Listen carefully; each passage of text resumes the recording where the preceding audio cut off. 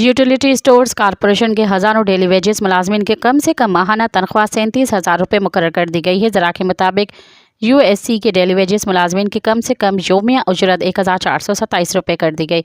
इससे कबल utility stores के डेली वेजेस मुलाजमीन की कम से कम माहाना तनख्वाह 32,000 रुपये थी।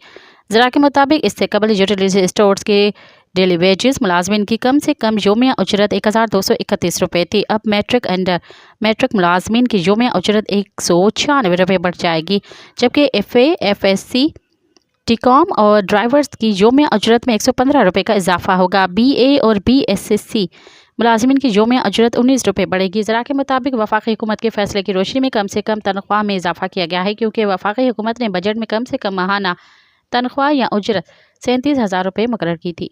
मज़ीद ख़बरन ऐं तफ़सीलात लाइ विज़िट कयो असांजी वेबसाइट www.awamiNewsHD.com ऐं ॾिसंदा रहो अवामी न्यूज़ HD।